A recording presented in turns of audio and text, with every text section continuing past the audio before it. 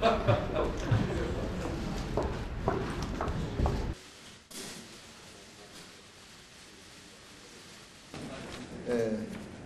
분이 그러시더라고요. 은행잎으로 가장 아름다운 건 광화문에 있었는데 이제 광화문에 은행나무가 없어서 국회 은행나무가 제일 이쁘다고 그런 얘기를 하시더라고요. 오늘 지금 오면서 보니까 진짜 시가 나네요.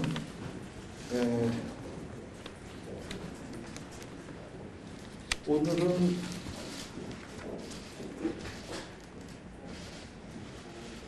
협치의 계절이 온 거 아닌가라는 생각이 듭니다.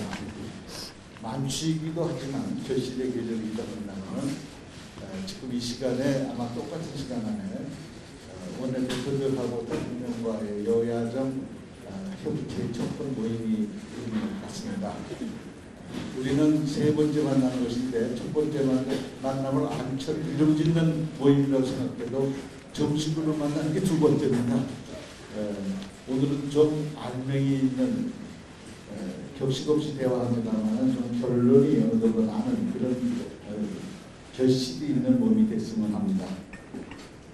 지난 10월 6일부터 12회 동안 저는 유라시아 국회의장회의 그리고 IPU 그리고 루마니아 공식방문 이래가지고 17일간 다녀왔습니다. 국제사회에서 대한민국을 어떻게 보는가? 참 실감나게 우리 일상이 제고됐다라는 걸 저는 느끼고 왔습니다. 무한한 자긍심과 함께 막중한 국제사회의 일원으로서의 책임감을 느끼고 왔습니다. 전 세계를 향해서 이제 우리가 세계로 미래로 민족이 도약할 수 있는 천재일우의 기회에 우리 모두가 한마음 한뜻으로 잘 극복해서 일을 이루어냈으면 하는 생각을 해봤습니다. 백범 김구 선생께서 일찍이 내가 원했던 대한민국, 내가 원하는 대한민국이라는 수필이라고 말씀해서 군사 대국, 경제 대국 또 아닌 문화 대국을 담으셨는데 지금 이 입장에서 내가 외국에 나가보니까 이제 대한민국이 외교인국으로 대국으로 성장할 수 있는 계기가 아닌가라는 생각을 하면서 특히 촛불 2차전을 딱 맞게 되고 그에 따르는 개헌과 개혁 입법과 선거구제 개편과 또 기타 등등 수많은 입법적 제도화의 작업이 우리 국회의 임무가 아닌가라고 생각하면서 다시 한번 마음을 다지는 그런 기회가 됐으면 합니다. 11월 1일 어떤 여론조사를 보니까 저희가 국회가 또 최하위 신뢰도를 받았습니다. 대통령 신뢰도가 21.3%인데 1등에 근데 국회가 1.8%. 이거 지금 큰일 났다 그런 생각이 들면서 물론 이것이 뭐 새로 사는 건 아닙니다만 임기 동안이라도 신뢰도가 한 1%라도 올리는 일이 있다면 뭐 어떤 노력이라도 마다하지 않겠다라고 결심을 다짐하는 계기가 됐습니다. 다만 대통령 시정연설이 있는 날 국회의 모습을 보면서 저는 참으로 품격 있고 이제 이런 식으로 시작하면 되겠다라는 감동을 받았습니다. 여기 계신 대표님 한 분 한 분이 그런 일이 있게까지 많이 노력해 주신 거 잘 알고 있습니다. 진심으로 감사의 말씀을 드리고 자, 앞으로 예산안 심의가 국회에 남았는데 이 문제도 12월 2일 날 법정 시한을 꼭 지키는 그래서 신뢰를 회복하는 계기가 됐으면 하는 바람이 있습니다. 제가 의장으로 있는 한 국회를 좀 혁신하면서 신뢰를 제고하는 일들을 위해서 혁신 자문위원회를 구성해가지고 소리 없이 차차 하나씩 둘씩 지금 점검하고 있습니다. 어제나 사무총장이 종합해서 우리가 할 수 있는 개혁에 관해서 선제적으로 우리가 처음 시작할 때 한 달 내에 하겠다고 약속했고 지켰던 특수활동비 문제같이 그런 식으로 발표를 할 예정으로 있습니다. 오늘 여기서 구체적인 문제를 깊이 다룰 수는 없습니다만 상당한 고고의 답이 있을 거라고 생각합니다. 그래서 가능한 혁신이 제대로 될 수 있도록 협조를 해주셨으면 하는 바람을 말씀드립니다. 내가 또 앞에서 긴 얘기를 하면 또 그에 상응한 가지고 자꾸 길어질 것 같아서 여기서 줄이겠습니다. 그러면 먼저 오류의 발언이니까 우선 여당 이해찬 대표님 말씀 듣고 그다음에 말씀 듣고 진행하겠습니다. 예, 한 달 만에 이렇게 건강한 모습으로 다시 뵙게 돼서 대단히 반갑습니다.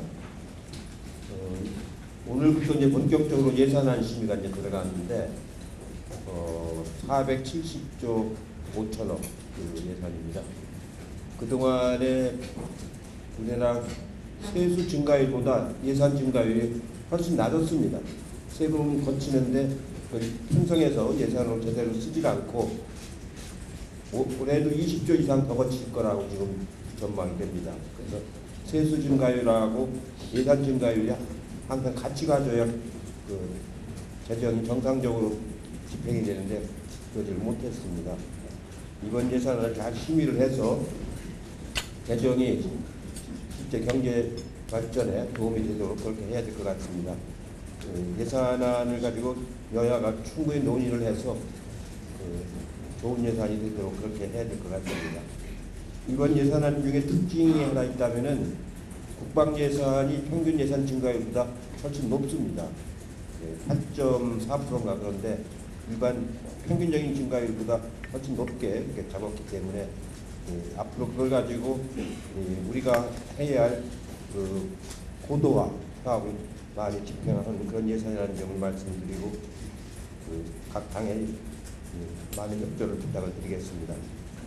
그리고 이제 문희상 의장님께서 제배 IPU 총회에 가서 이종혁 북한 최고인민회의 대의원을 만나셨다고 했는데 남북 국회의담을 잘 시작하는 좋은 계기가 됐으면 좋겠습니다. 특히 내년은 3.1운동 100주년이 기념하는 해인데 정부에서도 물론 하지만 국회 차원에서도 남북 간에 100주년 기념하는 좋은 해로 만들기 위해서는 올해부터 남북 국회의담이 이루어져서 함께 하는 것이 좋겠다는 생각을 말씀을 드리고 의장님께서 좀 강력하게 추진해 주실 것을 말씀을 드리겠습니다. 그 다음에 지금 국회 정개특위가 이제 시작이 됐습니다. 마침 여기 오다가 심상정 의원님을 이제 만났는데 정개특위 위원장을 맡고 계시기 때문에 잘 추진해 나가실 거라고 봅니다. 저는 지난번에도 말씀드린 것처럼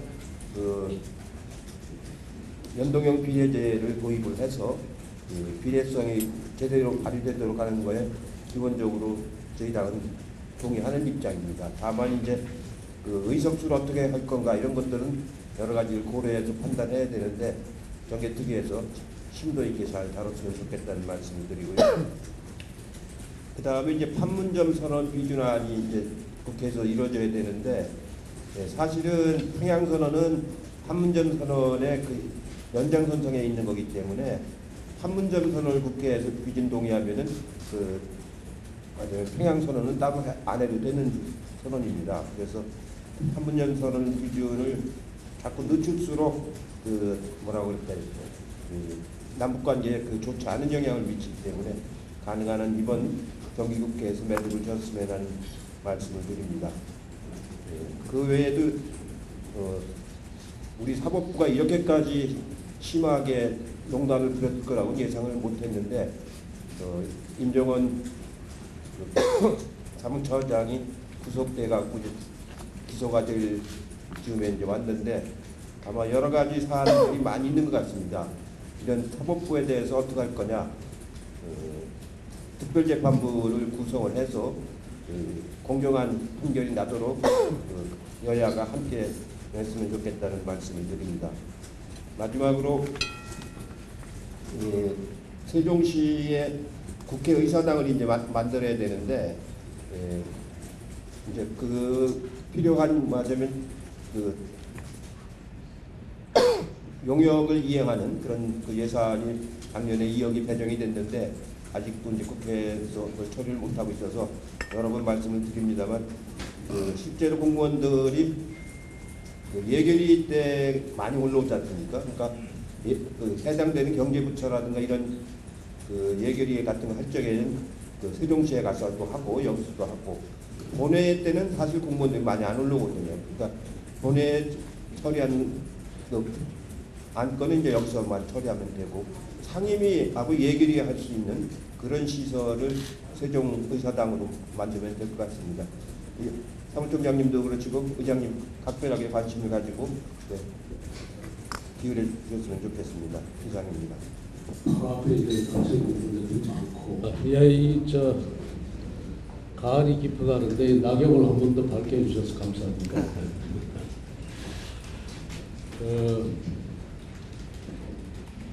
저희들 이제 저 자유한국당은 지금 상당히 지금 발길이 지금 아주 바쁩니다. 당내 혁신 문제가 이제 바로 앞에 이제 닥쳐 있는 문제들이 많고 또 그 다음에 앞서 의장님 이야기를 하셨습니다만 국회 전체 신뢰를 구축하기 위해서 또 우리 정치를 또 발전시키기 위해서 여러 가지 이제 개혁 방안들이 논의가 될 텐데 그 안들을 저희들 나름대로 또 내놓는 일이 이게 보통 일이 아닌 것 같습니다. 하여간 열심히 해서 저희들 나름대로의 안을 내놓도록 하겠습니다. 그리고 현안에 대해서는 제가 말씀을 안 드리겠습니다만 한 가지 좀 전에 젊은 친구들하고 그 약속을 한 게 하나 있습니다. 그게 뭐냐면 그 윤창호 우리 저 음주운전 사고에 희생이 돼서 지금 현재 여사 상태에 있는 그 윤창호 친구가 아마 대표님들 찾아뵀으리라고 생각하는데 와서 그 법이 꼭 통과되도록 연내에 빠른 시간에 통과되도록 하자고 모두 발언을 오늘 이 총회에서 꼭 해달라고 부탁을 해서 제가 약속을 했습니다. 그래서 그 말씀 전해드리고 참 우리 사회 여러 가지 그 형평성이라든가 양형 가지고 또 이야기가 있을 수도 있겠습니다만은 이 법이 그야말로 여야 합의로 빠른 시간 내에 통과됐으면 젊은이들의 바람과 제 개인적인 바람도 같이 이제 섞어서 말씀드리겠습니다. 바른미래당 자랑 좀 해야 되겠습니다. 이번에 국정감사에서 말이죠. 어느 언론사에서 국정감사 평가를 하는데 아주 뭐 거리가 있는 평가예요. 13개 상임위원회에서 1등한 국회의원이 바른미래당이 8명이 나왔습니다. 그 공동 1등이 한 두세 군데 있어서 더불어민주당이 7명이라고 하는데 바른미래당이 30명 국회의원으로 8명이 됐어요. 바른미래당 칭찬을 해주시고 언론에서 저기 써주세요. 지금 날씨가 정말 아름답습니다. 결실의 계절을 실감을 하게 되는데 우리 정치가 과연 제대로 결실할 수 있을지 좀 걱정이 됩니다. 경제가 아주 어려운데 청와대 정책실장은 경제 위기라는 말이 우리 경제를 또 혼란스럽게 하고 있다 이렇게 말도 안 되는 소리를 하고 있어서 그런데 뭐 국회에서 과연 여기에 대해서 뭘 할 수 있을지 잘 모르겠어요. 지금 예산이 이제 본격적으로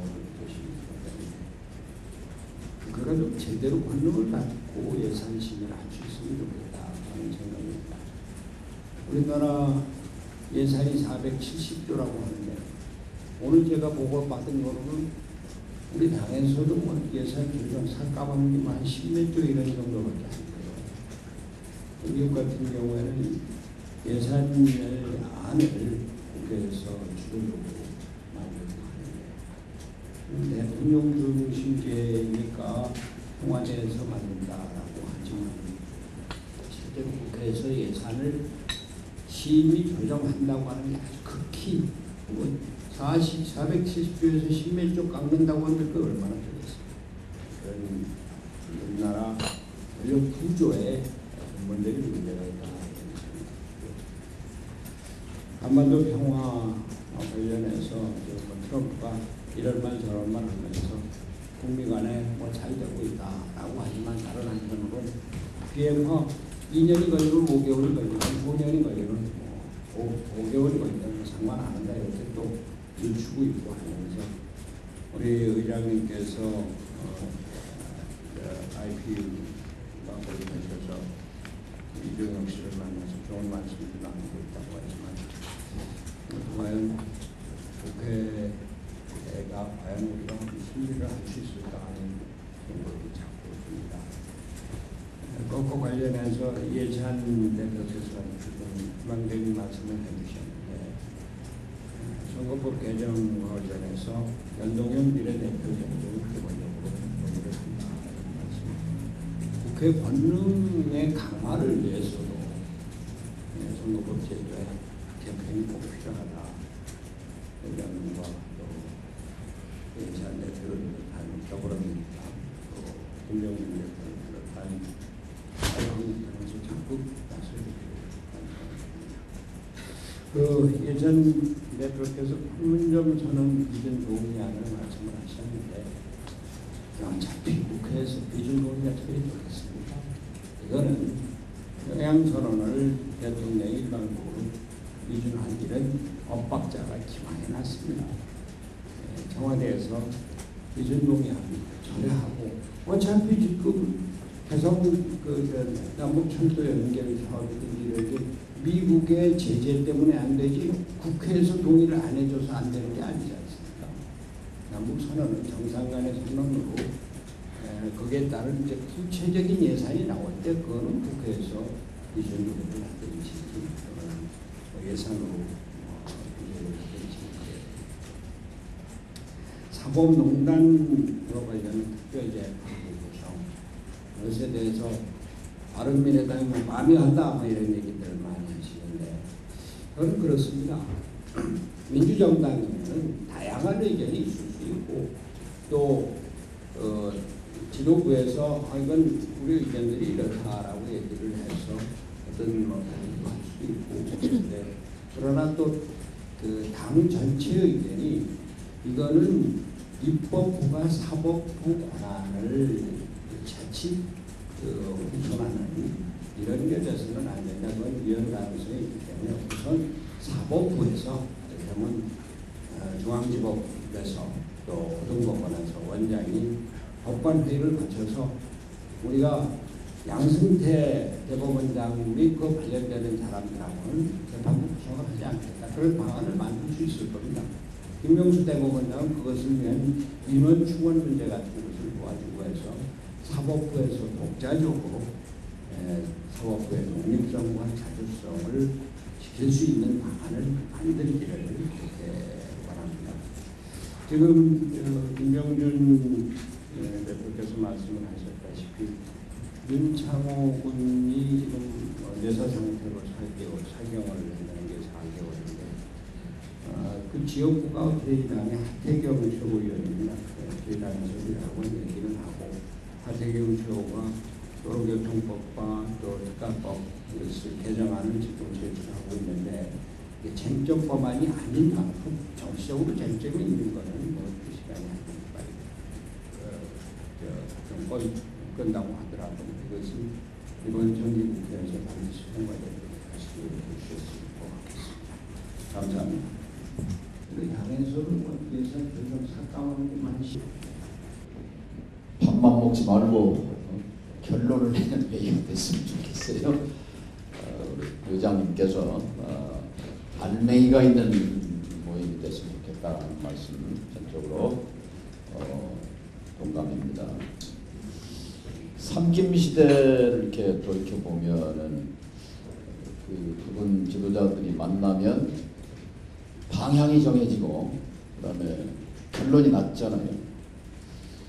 그러면서 어쨌든 지금 우리 의장님 모시고 5당 대표가 함께하는 이 자리는 한국 정치의 중심은 분명합니다. 그걸 비교하면 반의 반도 못 따라간다 이런 생각이 듭니다. 그러니까 그 당시에는 지도자분들이 책임 정치를 했다고 생각합니다. 내가 또는 우리가 한국 정치를 책임진다, 한국 정치를 움직여간다 이런 무한 책임을 가지셨다면 이제 일자리는 좀 그런 게 그런 걸 좀 되새겨봐야 될 거다 그런 생각을 합니다. 지금 이해찬 대표가 말씀하신 연동형 미래로 가야 된다는 말씀 여러 차례 말씀하셨고 의석수 문제 하셨는데 초월에는 어떤 면에서 보면 선거제도 개편이 이 초월회를 주동한 핵심 정도이기도 합니다. 초월회에서 만약에 선거제도 개혁과 관련해서 올 정기국회 안에 마무리 짓자라는 예를 들어서 방향이라도 그런 목표라도 한다면 굉장히 이거는 우리 국민들한테 큰 희망이 되고 또 기대가 될 겁니다. 의장님 말씀이 아까 국회에 대한 신뢰가 1.8%라고 하는데 김병준 대표님을 포함해서 누구도 선거제도 개혁 안 된다고 말하는 분은 아무도 없어요. 다 하자고 하는데 국민들은 되겠나라고 생각하는 이것이 바로 그 겉과 속의 차이 이게 불신의 이유라고 생각합니다. 국회에 대한 신뢰도가 1.8%밖에 안 된다는 그 아픈 얘기가 바로 우리가 이거 하자 했으면 실제 그 결실을 보고 싶어 하는 것이 국민들의 기대라고 생각합니다. 그러니까 일본 말로 하면 가라 정치가 되나요? 가짜 정치 이게 이제 말과 실이 다른 건데 정말 진실 정치를 했으면 좋겠다 이런 말씀을 드리고 싶습니다. 윤창호 법에 대해서는 뭐 우리 김 대표가 말씀하시고 다들 이의가 없으니까 정기국회 내에 마무리 짓자 이 말씀이고 또 손 대표님은 판문점 선언 비준동의에 대해 조금 다른 의견을 가지십니다만 저는 이 문제는 행정부의 문제가 아니라 역사적인 관점에서 좀 볼 필요가 있다 해서 저는 국회가 역할을 해야 된다고 생각합니다. 그 점에서 정기국회 안에 어쨌든 판문점 비준동의를 국회가 좀 주당적으로 또 역사적인 관점에서 이렇게 한다면 이게 한반도의 운명을 한반도에 살고 있는 동시대인들이 결정한다는 그런 이 점을 추동하게 될 것이고 국회의원으로 지금 있는 300명의 의원들의 자부심도 저는 커질 거라고 생각합니다. 그래서 이 문제도 정기국회 매듭을 짓자는 이해찬 대표 말씀에 저는 동의를 합니다. 다시 한번 우리 세 번째인데요. 세 번째 처음으로 주제라고 할까요? 의제를 1, 2, 3, 4 이렇게 의장님께서 제시해 주셔서 적어도 제시한 안건에 대해서는 조금만더라도 좀 합의, 결실, 알맹이가 나오는 자리가 되기를 희망합니다. 오늘 이장님과 오당 대표님이 다 계신 자리에서 제가 걱정을 하나 먼저 말씀드리고 싶습니다. 요즘 그 정치 뉴스의 메인에 걸리는 뉴스들이 다 굉장히 나쁜 뉴스들입니다. 그러니까 뭔가 국회가 정치가 일이 좀 잘 돌아가는 뉴스는 거의 없고 굉장히 날선 공방들 그리고 일이 안 되게끔 만드는 이런 내용들이 줄을 이루고 있습니다. 저는 오늘 이 자리에서 또 책임 있는 정치 지도자들로서 좀 우리 정치가 뭔가 좋은 방향으로 갈 수 있는 국민들을 이렇게 더 이상 불안하지 않게 만들 수 있는 그런 좀 좋은 뉴스를 만들어 나갈 수 있도록 노력을 했으면 한다는 그런 말씀을 좀 드리고 싶습니다. 저도 그렇게 노력을 하겠습니다. 선거제도 관련해서 사실 굉장히 어렵게 정개특위가 이제 진행이 되고는 있는데요. 저는 조금 더 여기 계신 각당 대표님들이 국민들께 더 떳떳하고 당당하게 이 문제에 임해야 하지 않을까 이런 생각이 듭니다. 얼마 전에 중앙선거관리위원회가 2015년도에 제안했던 안을 다시 내놨습니다. 그 지역구와 비례대표 2대1로 하자는 거. 근데 2015년도의 중앙선거관리의 안은 그 당시로서는 상당히 혁신적인 안이었다고 생각합니다. 하지만 그게 안 되는 과정을 저희가 19대 국회에서 봤습니다. 왜 안 됐냐. 결국 지역구 의석을 대폭 줄이는 문제에 대해서 합의를 이뤄내지 못했기 때문이죠. 그래서 사실 제가 이해찬 대표님께도 좋고 의원님들께 많은 의원님들께 입을 떼기가 어렵다면 정의당이 입을 떼겠다. 그래서 360석을 제안을 했습니다. 지역구의 큰 변화 없이도 비례성과 대표성을 강화할 수 있는 방안은 의석수를 360석 올려서 민심 왜곡 300석이냐, 민심 그대로 360석이냐, 국민들께 이거를 잘 설득해 나가고 또 국회에 대한 불신이 높은 만큼 특권을 오히려 내려놓음으로써 이 360석 민심 그대로의 선거제도로 나아가자, 그런 안을 말씀을 드렸고, 그거는 우리 문희상 의장님께서도 먼저 용기 있게 얘기를 하셨다고 생각합니다. 근데 정의당의 몫은 어떻게 보면 입을 떼는 데까지입니다. 이 얘기하고 나서 뭐 댓글에 좋은 댓글 별로 안 달립니다. 하지만 그거를 먼저 뚫었습니다. 그러면 그 다음에는 이제 책임을 지는 것 아닙니까? 선거제도를 개혁하자라는 말만 하고 어떤 현실적인 방안에 대해서는 다 침묵하고 있다면 저는 그거는 떳떳하지도 당당하지도 않다고 봅니다. 진짜 그거를 하겠다고 한다면 360석 늘리되 우리 세비 문제라든가 특권 문제 조금씩 내려놓고 국민들께 좋은 정치 제도를 드리겠다. 이거는 큰 당들이 얘기하셔야 됩니다. 사실 우리 정동영 대표님이나 손학규 대표님 항상 뭐 자리에 있을 때마다 이 선거제도 얘기를 하지만 정작 자유한국당과 더불어민주당에서 이 의석수를 어떻게 할 것인가에 대한 책임 있는 얘기를 내놓지 못하기 때문에 저는 정개특위 안에서도 그 눈치를 계속 보게 될 거라고 봅니다. 그래서 이제는 이 정도까지 왔으면 현실적인 방안을 큰 당에서 떳떳하고 용기 있게 좀 얘기를 해주셨으면 하는 그런 바람이 있습니다. 아까 이해선 대표님께서 그걸 정개특위로 다시 이렇게 넘기셨지만 거기서 저는 그런 그 중대한 문제가 합의되기가 그렇게 쉽지 않을 거다. 그런 거 하라고 저는 초월의 모임을 하는 거라고 생각합니다. 오늘 좀 그 문제에 대해서 각당 대표님들께서 좀 정확한 입장들을 좀 얘기를 해주셨으면 하는 그런 바람을 가지고 있고요. 그 다음에 이 사법농단 관련해서 저는 우리나라가 상권분립 제도를 가지고 있지만 그 상권분립 제도의 바탕에는 견제장치가 있기 때문이라고 봅니다. 입법부가 잘못할 때는 사법부의 판단을 받습니다. 하지만 입법부가 뭐가 문제가 있고 그 자체에서 해결이 되지 않을 사법부가 그 자체에서 문제가 있고 해결되지 않을 때는 입법부가 이거를 제대로 견제하라고 헌법에 탄핵 조항이 있다고 봅니다. 사상 초유의 일이 벌어졌고 국민들이 이제 어느 국민이 재판부에 가서 그 판결을 승복을 하겠습니까? 그렇기 때문에 이제는 입법부의 이 권한을 준 것을 최대한 활용하고 이 사법부에 대한 사법농단에 대한 문제를 좀 바로잡기 위해서 입법부가 나설 때이다. 국회가 그런 일을 하라고 세비를 받는 것이라고 생각하고 이 문제에 대해서 이제 좀 합의점을 만들어낼 때가 되지 않았는가 말씀드리고 싶고요. 마지막으로 한 가지만 좀 더 말씀드리면 한국은행에서 일자리 보고서가 나왔습니다. 일자리 보고서에 우리나라 고용 부진의 주요 원인을 노동시장의 이중구조라고 얘기를 했습니다. 그 점은 결국은 중소기업은 나쁜 일자리를 계속 만들어내고 그리고 대기업은 실질적인 고용을 확대시키는데 어떤 책임을 제대로 지지 않고 있기 때문입니다. 그래서 좀 이 국회 안에서 잠자고 있는 이 대기업과 중소기업 간의 이 불공정 거래 질서를 공정 질서로 바로잡아 나가기 위한 여러 법안들이 빨리 이번 정기국회 안에서 좀 처리가 되어서 다들 고용 걱정은 하지만 실제로 그거를 해결해 나갈 수 있는 어떤 일들이 잘 진척되지 않는 것에 대해서 이제 국회로 원망이 저는 올 거라고 봅니다. 국회 안에서 그 법안들이 하루속히 처리될 수 있도록 간곡히 부탁을 드립니다. 이상입니다.